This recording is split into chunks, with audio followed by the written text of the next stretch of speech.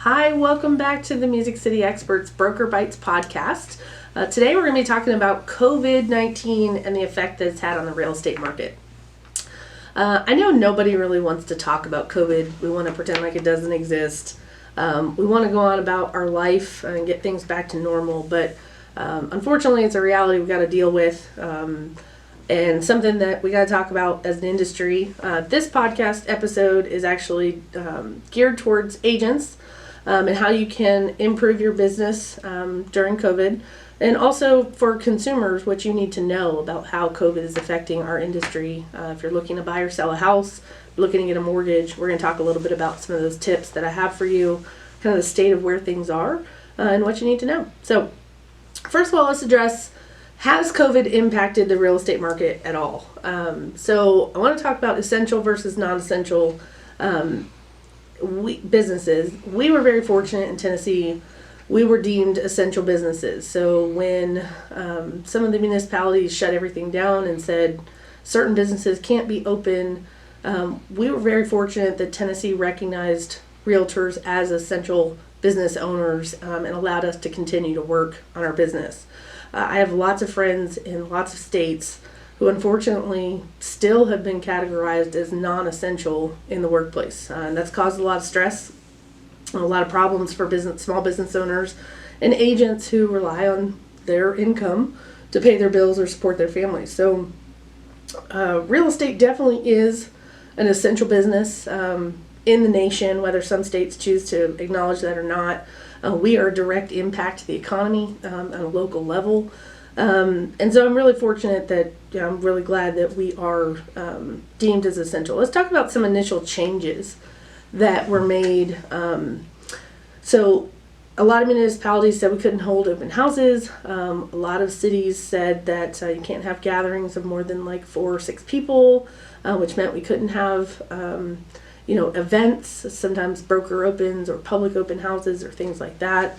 A lot of agents had to make some other adjustments and move their business to more of an online platform where they offered virtual showings. They offered to do walkthrough videos online, whether it's a Facebook or a Zillow walkthrough video, or they had to change their whole providers of who they were using for virtual tours. And so I know a couple of agents added Matterport to their arsenal of tools to use, just because Matterport offers floor plans and very robust ability to walk through the floor plan and be able to see the pictures line up with the floor plan. And so it's just an extra tool kind of thing that agents were adding to their business to be able to shift and pivot with what the demands of the consumers are given what we're going through. I know that some others had to, start deploying toolkits, like kits in their car of gloves and masks and hand sanitizer, and just in their marketing, you could see that, even we put out a marketing piece that just said, if you're a seller, we've got a plan in place to keep your family safe while we're still able to market and promote your property. And so as an industry, we've had to make some adjustments. We've had to identify how we're going to keep conducting our business while keeping our agents safe, our clients safe. But at the end of the day, if you can't see a house, you can't buy it. We can deploy the amazing, incredible technology that's out there so that you, from the comfort of your own home, can get a feel for a floor plan, get an idea of what the neighborhood's like, get lots of pictures of the property. But until you walk through the front door of the house and you feel it for yourself, it's really hard to buy a house. It's really hard to know whether or not you've hit the right one. And so really deploy whatever tools and tactics you need to help people feel safe and secure, but find a way to get back to your business. Find a way to conduct your business that works for your client, and find a way that works for you to be able to generate your income.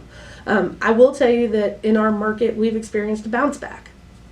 So initially, starting in March or April, there was definitely a slowdown of showings, slowdown on offers coming in.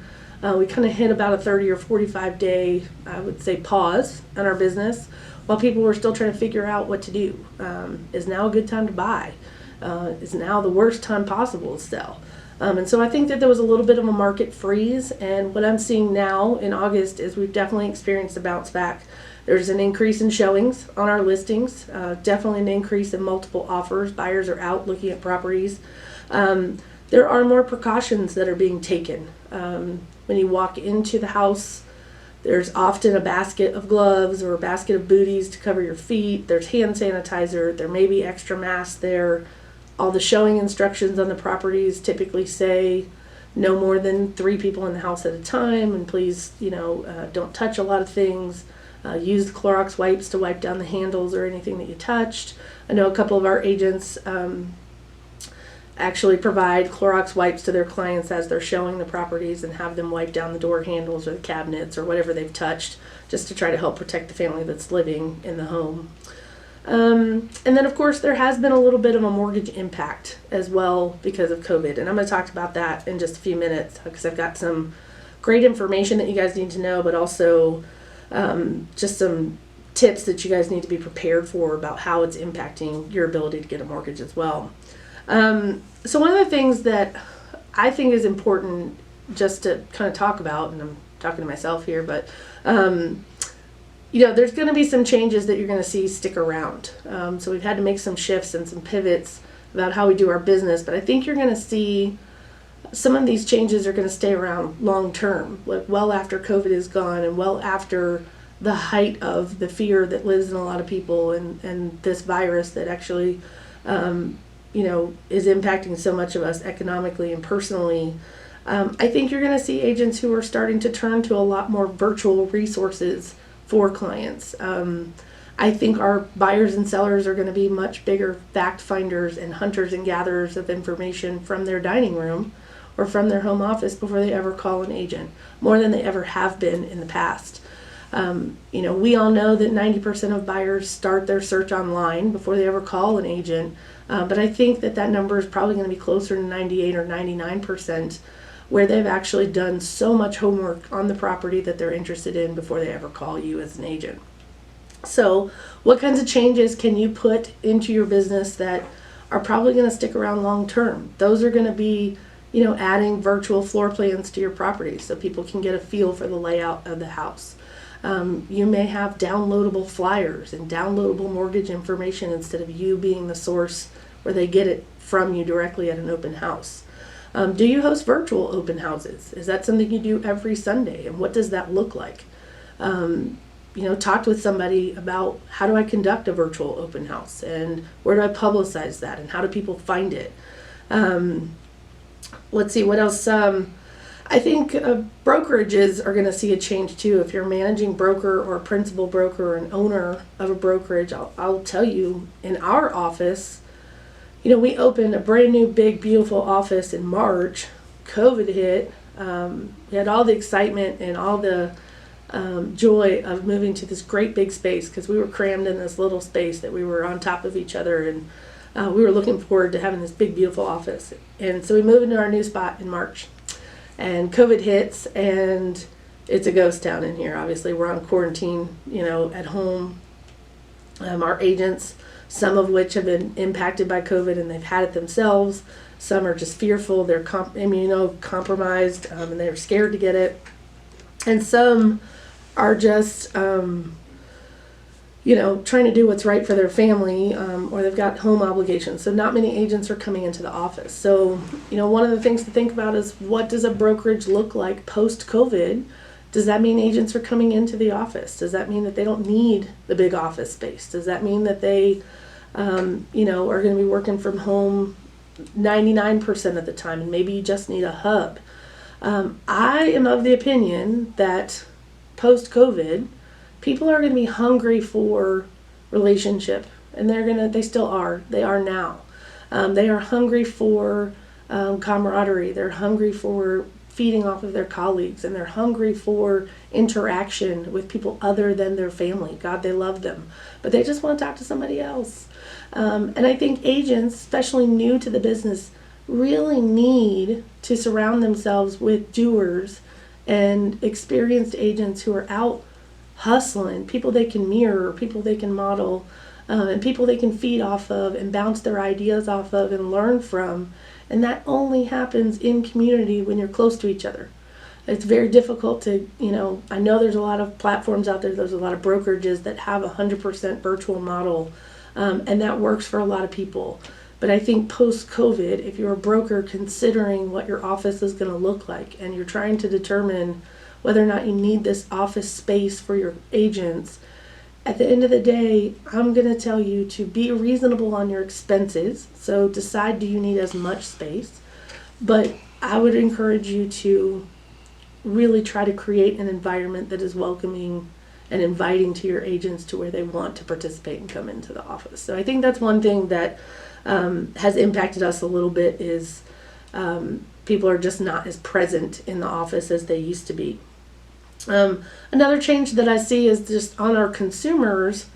Our consumers are demanding more virtual needs. They have higher virtual needs. So they want to be able to make decisions about real estate without having to leave their home. And so some agents have developed an entire COVID plan. If you're a buyer in this market, let me tell you what my process and my system looks like. I'm going to go take a video tour of the house for you. I'm going to gather all the information virtually and email it to you. I'm going to set up a Zoom call to discover your needs and wants and do a buyer consultation face-to-face via computer, and walk you through the process, answer your questions, explain the market conditions, and also all of my, as far as writing an offer, we can do that electronically, and I can go over it with you over the phone. You don't ever have to come into the office. I can conduct a final walkthrough on your behalf or arrange for you to do that in a virtual way so that you don't have. So it is possible for you to create a system where someone can purchase a house without physically exposing themselves doesn't sound really. The last thing, the impact I think is having is on our agents. There is a requirement for you to pivot and adjust your business accordingly. I'm going to encourage all the agents out there listening to please ask your clients, what can I do to make you feel safer through this transaction, or what can I do to make you feel more at peace or at ease with what's going on in the world? What do I need to know and to best help you conduct this transaction with the most comfort that you could possibly have? And what kind of adjustments do you need to make? I'm going to tell you that as an agent, you need to be creative in your lead generation. You cannot rely on the methods of meeting people at networking events or meeting people at concerts or meeting people at venues that you normally hang out at, because that's just not our life right now. I miss concerts more than anybody on the planet. I spent probably 3 or 4 days a week going to concerts, and that's just not our life right now. And until we get back to things like that, you're going to have to rely on other methods of how you're going to generate leads for your business. I also think you need to be creative with the touches of your people that you're reaching out to. You need to be creative with how you're reaching out to your sphere of influence, or your top 25, how you're reaching out to past clients. My advice to you is to just come up with creative ways to reach out to them that is not the same as everybody else. We're inundated with hundreds and hundreds of emails a day, 90% of which is junk. So your message gets lost in a follow-up email. Hey, how are you doing? A phone call. A lot of you don't like to pick up the phone. You don't use your phone for that. So maybe calling isn't your strength, but maybe you mail a little package to them that's just, I'm thinking about you, and something creative that has to do with your business, or you drop something off on the porch and ring the doorbell and run. But be creative in how you're going to touch those people. Also with events. I'm a big coach of planning events to extract business from. And in the world that we're living in, you can't really gather large number of people. You can't put on these big events that you normally would be able to invite 50 or 100 people to and get all kinds of business. And so you need to be creative on the types of events that you can create that you still can extract business from, that maybe are virtual events. So are those Facebook Live events where you do question and answers? Are they happy hours at 4 o'clock on a Zoom call? Is it a trivia game that you play on a Zoom call, or like some type of game that you guys can all log on and play at the same time? Or, are you hosting a home buyer seminar online, where it's a 100% online event? So some of these events that I think you guys can host actually are going to help you financially, because you're not putting as much money into food and the location and the venue and all the things that you would normally have to spend to put on a great event. Is there a way you can create a creative event online that it lets people attend, that also gets the job done, which produces leads or creates, helps build a relationship for that event? So I want you guys to think about that. So let's talk for a second about some tips, ideas on how you guys can pivot and make some adjustments in your business. So one, we talked about, offer a Facebook Live or a Zoom Facebook meeting. So again, in your prospecting for new clients, hey, I want to respect, your wishes about not meeting in person. I'm happy to meet with you, and meet in quotes. Happy to meet with you via Zoom call that we can set up at 1 o'clock, and that way we can at least see each other's faces and talk about what this looks like. That may not be ideal, but that's at least you're getting FaceTime with the person. Create online versions of events we talked about. I want you to utilize virtual platforms like Matterport, walkthrough videos, floor plans to showcase things in the home.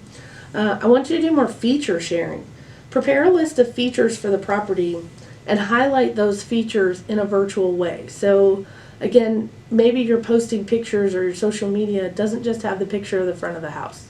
Maybe this backyard in this house is to die for. It has an incredible pool or a outdoor kitchen or something like that. Highlight those special features of the house and let people take a look at those features from home instead of in their house, and figure out a creative way to do that. Do you need to focus on some neighborhood information? So a lot of these things that I'm getting ready to tell you are things that if you're a fantastic listing agent, you're already doing in the MLS, and you're already uploading a lot of this in the media section. In our MLS anyway, consumers don't have access to the media section.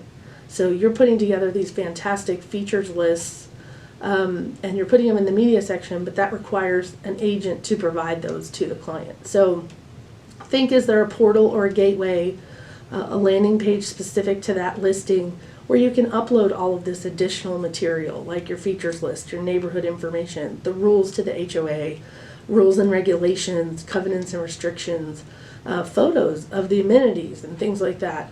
But is that something that you could do to increase the awareness of the features of the property without someone having to be with a realtor to get it? You want to give consumers as much information as possible for them to gather it. Again, we talked about sphere of influence touches. I want those to be a little bit more personal, more thoughtful. I recommend stepping up your focus on self-care things. I think everybody is feeling just inundated and tired, and anxieties are super high. People have lost their jobs. People are stressed financially. Their kids are at home and getting on their nerves. Their kids are at home and struggling with this online platform that they're doing. Parents are having to work and teach their kids. We are worn out, y'all. And I think if you are thinking of thoughtful gifts to give to people, I think some self-care items would be great.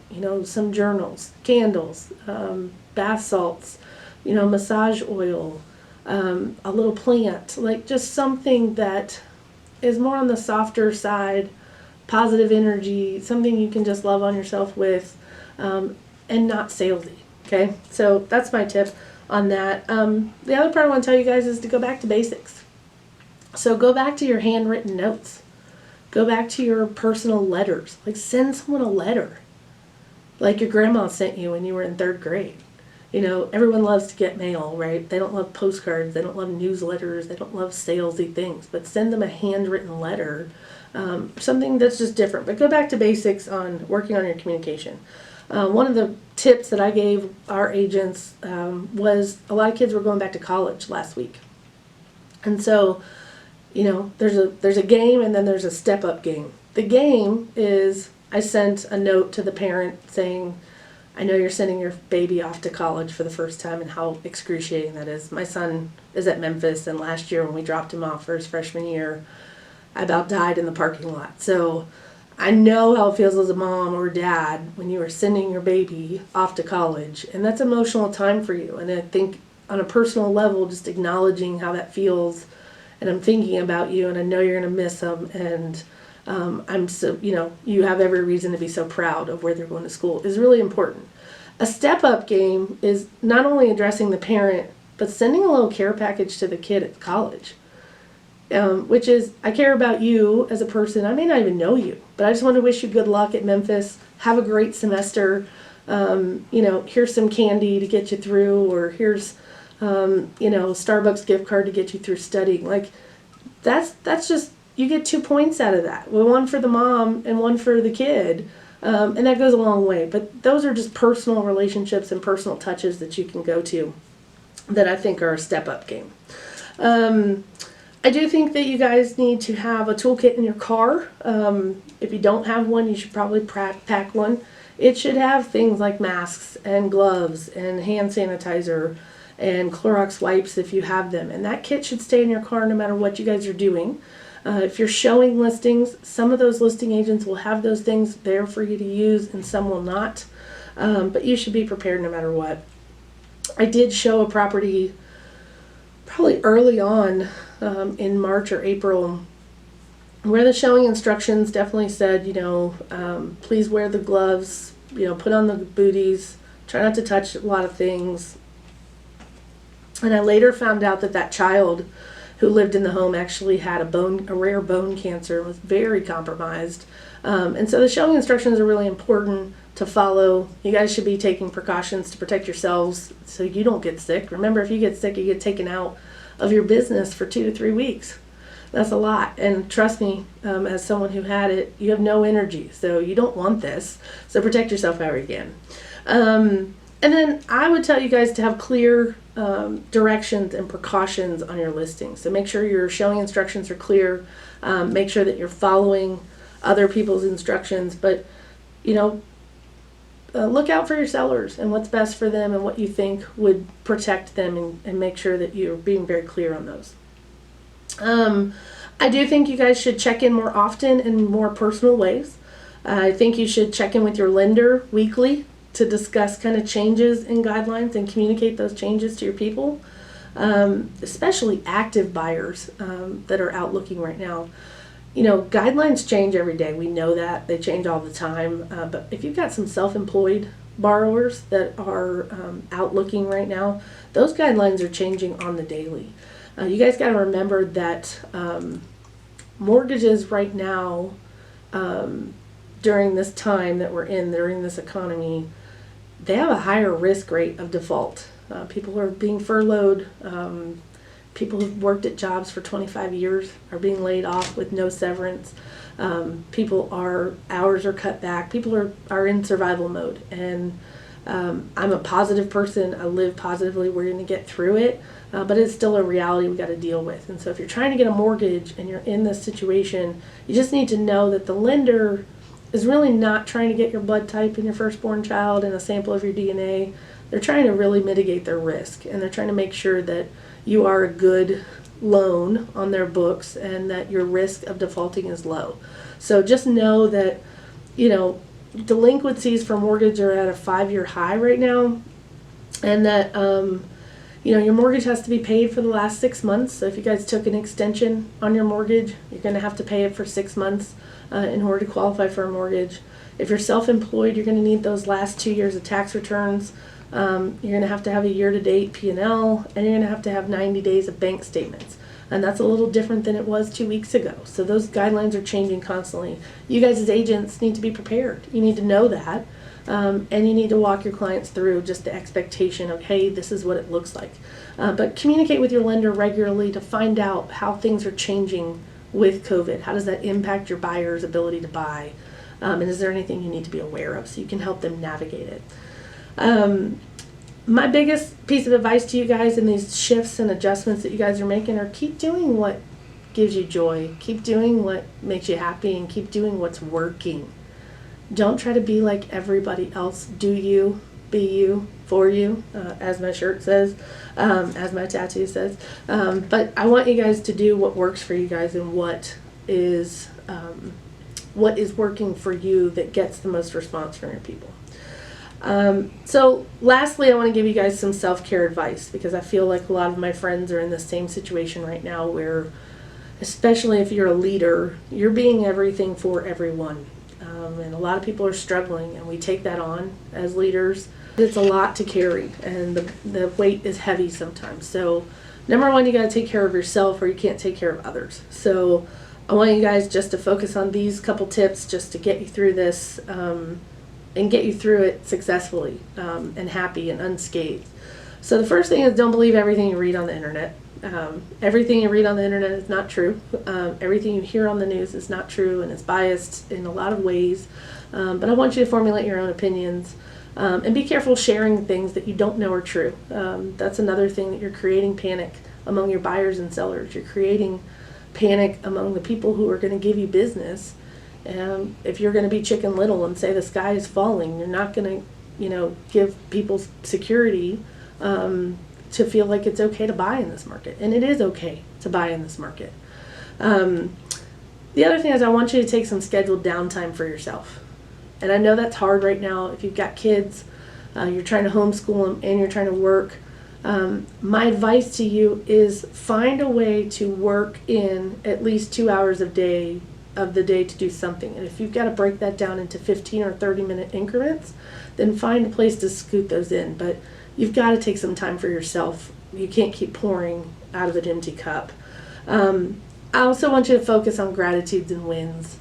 I think it's easy with what we've got going on right now to get focused on all the bad things that are happening around us, all the strife that people are going through, all the things that are making our business difficult. And I think you need to focus on the opportunities you have ahead of you, which is, if you're an agent, you are self-employed, directly responsible for creating your own income and your own wins. And you are directly responsible for the impact that things have on that. You control what you can, and you focus on the things that you can control and not the things that control you. So I want you to focus on what you're grateful for and the wins, and try to find 3 or 4 wins every day so that you're not focused on all the negativity that's swirling around you. I want you to move your body.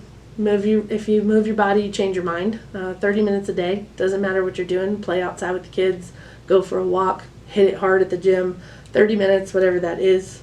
Don't sabotage yourself in your business. So I know a lot of agents that I coach, one of the things that I find that they do is just get in their own way. 90% of the time. They've got all the skills, they've got all the tools, they have all the opportunities, but they allow other things to influence what they do with their time. And I think that that is you sabotaging yourself and your business, because remember, what we do today, we don't see the results of for 60 or 90 days, sometimes 30 days. So what you do today is going to impact you 30 days from now, 60 days from now, 90 days from now. And ask yourself, are you being a good boss? Because remember, most of us agents are our own bosses. Would you fire yourself if you could? And do you need to be fired? You might, if you don't step up your game. So don't sabotage yourself or get in your own way. Stay focused on what you can change. We talked about that. And then lastly, turn off the news.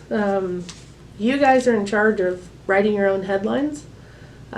So you figure out what you want the headline to be, which is, I prefer it to be, recruits 5 agents this week, or, sold 3 houses this week, got a first-time buyer under contract, won a multiple offer situation. Those are all my wins. Those are all my headlines, and those are the news that I want to stay with. Or, helped somebody move, or whatever it is that I'm proud of and things that I want to celebrate. I want to focus on that stuff. So I just want to encourage all you guys out there, if you're parents, I want you to know you are not a bad parent or a bad wife or a bad business owner because you don't accomplish everything that you're setting out to do every day. You got a lot on your plate. You are managing children who are struggling with everything that's going on around them too. Remember, they feel the stress and the pressures around them. And I just want you to know you are doing the best you can, and you're doing a great job with the demands that are on us. But just keep in mind that it's okay if you don't accomplish everything that you set out to do every day. Stay focused on keeping yourself healthy. Stay focused on keeping yourself happy and filled with excitement and joy, and stay focused on the things that you can control and give yourself a little grace. Okay?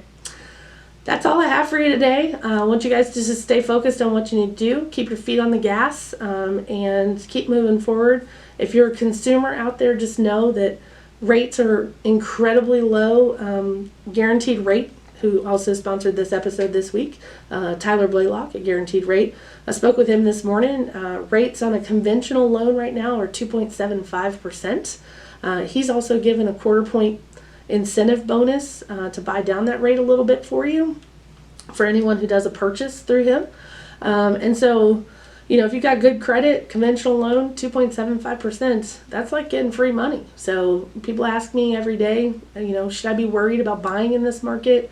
Should I be worried about buying with COVID? And the answer is yes. The rates are so low, the interest rates are great. There are properties out there for sale. There are buyers and sellers still buying and selling, and that's the wonderful thing about real estate, is that no matter what is going on in the world, people are always still buying and selling houses. So it is a great time to buy, and you guys should call Tyler Blaylock at Guaranteed Rate. You can reach him at tyler.blaylock@rate.com. Or if you are looking to buy or sell a house and you would like one of our Music City Experts agents to help you out, you can reach us at musiccityexperts.com or 615-815-1295. Thanks for joining us on the Music City Experts Broker Bites podcast. I look forward to talking to you guys next week.